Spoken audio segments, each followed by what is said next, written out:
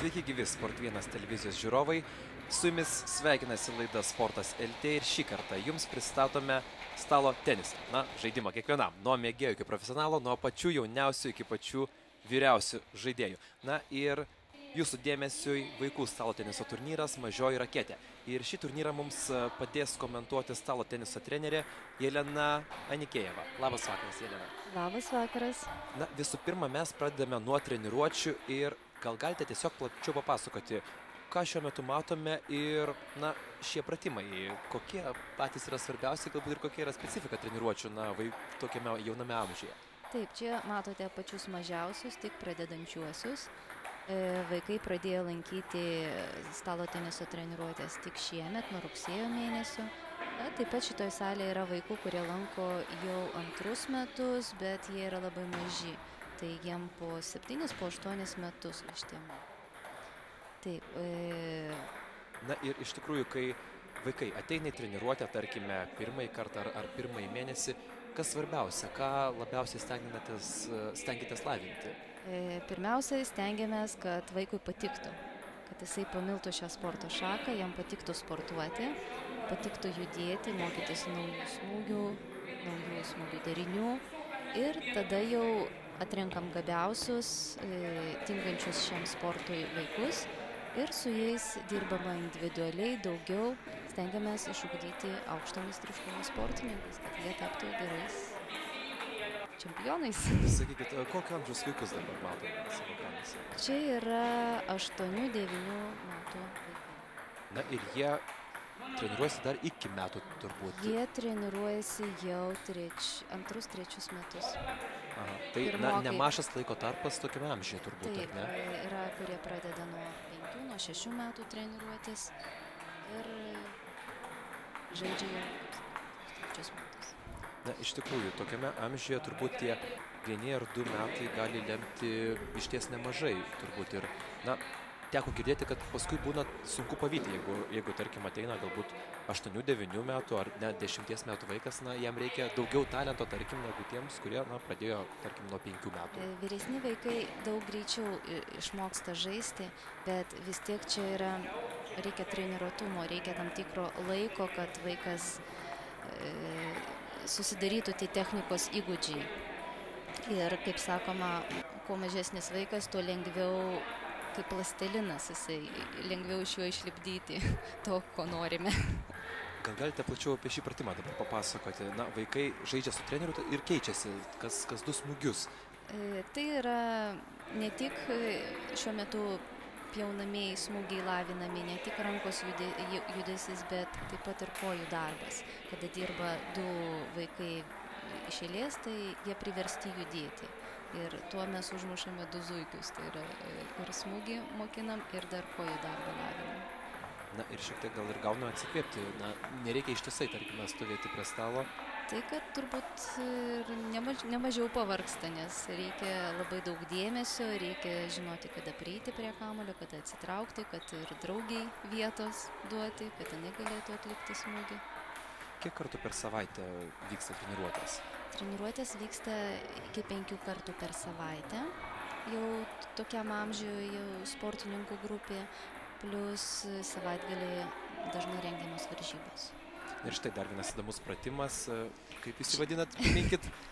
Čia yra žaidimas, kurį mes vadinam karuselė arba malūnėlis. Tiesiog pramoga. Na, po 1 smūgį, ar ne? Taip, iš eilės po 1 smūgį vaikai keičiasi. Aha, ir dar vienas įdomus įtaisas, tai yra robotas treniruoklis. Robotas treniruoklis, dabar mėgstamiausias vaikų partneris. Labai mėgsta, labai stengiasi, labai nori žaisti su robotu, nes jam truputėlį naujovė čia. Na, o dabar pasiklausykime trumpo interviu su klubo Mažoji raketė vadovu Vaidotu. Vaidai, taigi jau antrasis vaikų stalo teniso turnyras. Kaip vertinate jį ir ar galime palyginti jį su pirmuoju? Kuo skiriasi galbūt?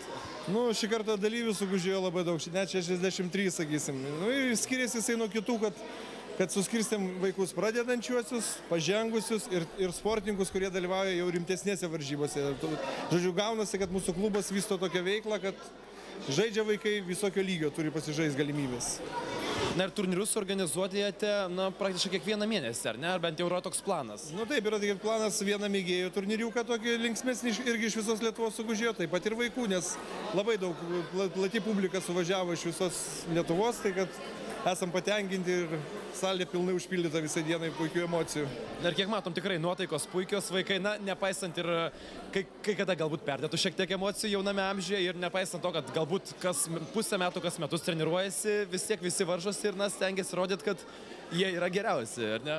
Jo, taip, tikrai, nes, sakau, sekėsi suburti visus tokius ir stiprius, ir silpnesnius, nes tokių nėra, sakysim, turnyro. Arba sportininkai varžosi, arba tik grinai mėgėjai tokiuose turnyruose. Tai mes esam patenkinti. Gal galite plačiau apie jūsų klubą dar Mažoji Raketė papasakoti? Na, neseniai įsikūrėte, tačiau jau atrodo vaikų nemažai turit. Na, vaikų turim nemažai, tikrai. Vaikai labai mielai pas mus apsilanko, kadangi sąlygos geros, treniruotės vyksta įdomios. Žodžiu, stengiamės populiarinti stalo tenisą Lietuvoje, kur tikrai yra labai įdomi sporto šaka, bet kažkaip pas mus šiai dienai nelabai su jie kažkaip.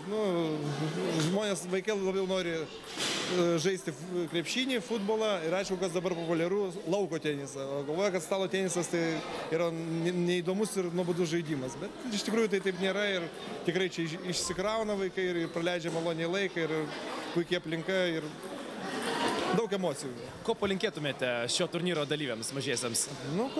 Kuo daugiau treniruotis, kuo daugiau tobulėti ir kuo daugiau laimėjimų. Labiausiai norėčiau padėkoti už šito klubo įkūrimą šitų patalpų savininkui, pono Juozapui Budrikiui, nes tikrai žmogus mus šiltai sutiko, įdėjo, kaip sakyti, davė daug idėjų, prisidėjo darbais ir finansiškai mums padėjo. Tai be tokio žmogaus tikrai šitas klubas nebūtų buvęs ir nuoširdus ačiū, ponas Juozapai, jums. Na, Vaidotas lyg ir minėjo, kad stalo tenisas, galbūt nėra populiariausias sportas, tačiau jeigu pažiūrėsime, kuris iš tikrųjų klubai atsiranda lyg ir vis daugiau norinčiųjų žaisti, situacija teisosi? Na taip, kadangi turbūt nori žmonės žaisti gerom sąlygom. Kol kas yra daug vietų, kur 1-2 stalai stovi, bet yra daug įdomiau, kada visi susirenka vienoje salėje, galima sugalvoti daugiau įvairesnių žaidimų ir partneriais pasikeisti. Turbūt dėl to. Na, o mūsų ekranuose jau dabar pats turnyras, daugiau nei 60 dalyvių iš Vilniaus, Kauno ir Šalčininkų sugužėjo čia. Ir, iš tikrųjų, Vaidotas jau minėjo, kad vaikai buvo suskirstyti į 3 grupės. Tai yra pradedančiųjų, pažengusiųjų ir sportininkų. Jelena, pagal ką skirstat būtent į tokias grupės ir, kas lemia, kad tu atsiduri vienoje ar kitoje grupėje? Pradėsiu nuo sportininkų grupės. Ten aiškus yra vaikų lygis, kadangi vaikai jau lanko 5-6 metus, yra perspektyvūs vaikai, yra dalyvaujantis Lietuvos čempionatuose ir net yra ir nugalėtojų Lietuvos čempionato, tai yra čempionė žaidė šitam turnyre. Praeitų metų vaikų savo amžiaus grupėje buvo čempionė Lietuvoje. Tai tokių vaikų 15 susirinko šiuose varžybose. Į pačią mažiausių pradedančiųjų grupę buvo atrinkti vaikai, kurie tik šiemet pradėjo treniruotis nuo rugsėjo ir žaidžia vos keliais mėnesius. Į vidutinę grupę jau visi likusiai pateko. Nebuvo nusiskundimų tokių skirstimų. Galbūt vieni sakytų, norėčiau į kitą grupę. Tai be abejo, kiekvienose varžybose būna nepatenkintų, ypač kai nepavyksta laimėti. Bet visada sakoma, kad varžybos yra tik mažas kontrolinis, išbandykit save, pažiūrėkit, kas jums išeina gerai, kas dar nelabai. Ir po varžybų įtreniruotis, taisyti. Gausi delegacija iš Kauno atvažiavo čia. Tai buvo pirmas turnyras, tai atvežėm 5 tik tais dalyvius kaip pradžioj, kiti buvo nedrąsus, kas negalėjo.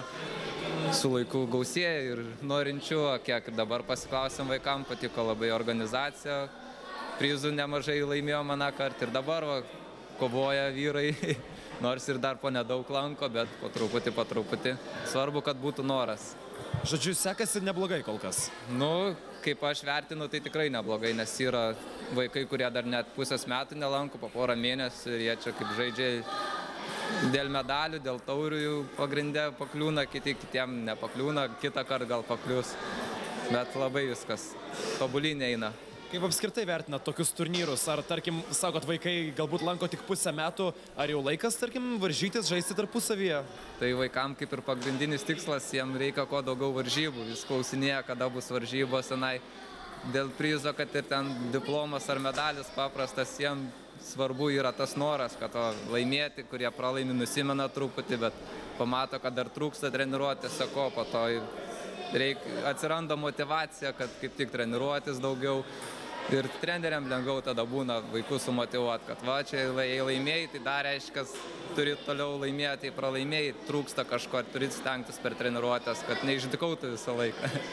Atstovaujat Kauno stalo teniso klubą. Gal galit plačiau papasakoti apie patį klubą, kada įsikūrėt, kiek vaikų turit ir, na, kuo užsiemat? Taip, mūsų klubas įsikūrė beveik lygiai prieš metus. Anų metų lapkričio 14 dieną buvo atidarimas. Tai prieš savaitę atšventėm 1 metų gimtadienį, taip pat buvo turnyras, buvo rengiamas mėgėjam, dalyvavo irgi nemažai žmonių, o klube tai treniruojamės ir vaikai treniruojasi ir paprasčiausiai ateina mėgėjai žaidžia vieni su kitais. Kuo patys žavi stalo tenisas? Aš žaidžiau virš 10 metų stalo tenisą Kaune ir baigiau Kūno kultūros akademiją, treniravimo sistemos trenerius. Dabar magistratūrai dar mokomės, tobulinamės ir patinka tiesiog, jau tiek metų atidaviau tenisui ir noriu pabandyti, užsikabinti, pavyks, su vaikais labai patinka dirbti. Nauji iššūkiai, nežinai, ko iš jų tikėtis, kiekvienas vaikas irgi savotiškas, pakol kas viskas labai patinka. Tai galime tikėtis, kad kitose turnyruose vėlgi su gausiu būriu vaikų atvyksit?